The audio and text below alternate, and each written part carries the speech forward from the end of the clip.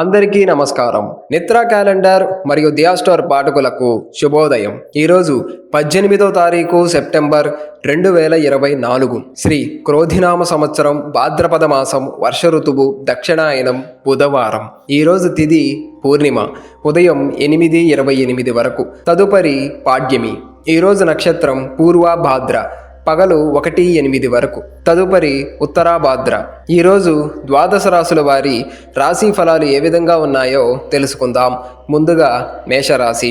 సోదరులతో వివాదాలు పరిష్కారం అవుతాయి. నిరుద్యోగులకు శుభవార్తలు అందుతాయి. నిరుద్యోగులకు అప్రయత్న కార్యసిద్ధి కలుగుతుంది. ఆస్తి వివాదాలలో నూతన ఒప్పందాలు చేసుకుంటారు. వృత్తి ఉద్యోగాలలో కీలక నిర్ణయాలు అమలు చేస్తారు. వ్యాపారాలు లాభసాటిగా సాగుతాయి.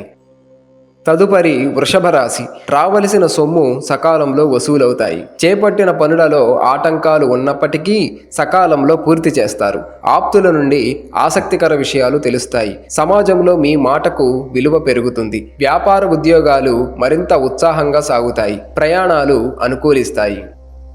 తదుపరి మిథున రాశి. దూర ప్రయాణాలు వాయిదా వేయటం మంచిది. వృత్తి ఉద్యోగాలలో అదనపు పని భారం వలన తగిన విశ్రాంతి లభించదు. ఇంటా బయట చికాకులు పెరుగుతాయి. వ్యాపారాలు ఆశించిన రీతిలో రాణించవు. నిరుద్యోగుల ప్రయత్నాలు నిరాశ తప్పదు. విద్యార్థులు పోటీ పరీక్షల్లో మిశ్రమ ఫలితాలు అందుకుంటారు. తదుపరి కర్కాటక రాశి. చేపట్టిన పనులలో శ్రమాధిక్యత పెరుగుతుంది. వ్యాపార వ్యవహారాలు నత్తనడకన సాగుతాయి. కీలక వ్యవహారాలలో కుటుంబ మాట పట్టింపులు ఉంటాయి. నిరుద్యోగుల ప్రయత్న లోపం వలన లభించిన అవకాశాలు చేజారుతాయి. ధన వ్యవహారాలలో కొంత అప్రమత్తంగా వ్యవహరించాలి.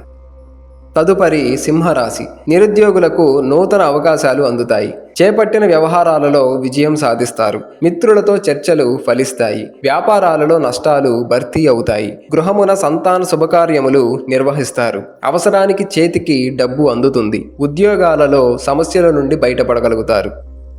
తదుపరి కన్యరాశి.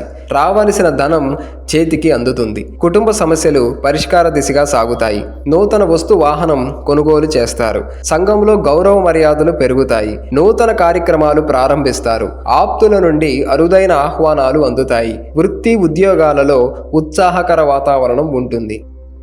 తదుపరి తులారాశి. రుణదాతల నుండి బయటపడటానికి నూతన రుణాలు చేస్తారు. జీవిత భాగస్వామితో ఆలయాలు సందర్శిస్తారు. చేపట్టిన పనుల్లో స్వల్ప అవరోధాలుంటాయి. కుటుంబ సభ్యులతో దూర ప్రయాణాలు చేస్తారు. వ్యాపారాలలో ఆర్థిక నష్టాలుంటాయి. ఉద్యోగాలు సామాన్యంగా సాగుతాయి. తదుపరి వృశ్చిక రాశి. నిరుద్యోగ ప్రయత్నాలు నిరుత్సాహం కలిగిస్తాయి. కుటుంబ సభ్యుల నుండి ఒత్తిడులు పెరుగుతాయి. ఉద్యోగమున అప్పగించిన బాధ్యతలు నిర్వహించడంలో విఫలమవుతారు. వృత్తి వ్యాపారాలు నిదానంగా సాగుతాయి. చేపట్టిన పనులు నిదానంగా సాగుతాయి. ఆస్తి వ్యవహారాలలో వివాదాలు కలుగుతాయి.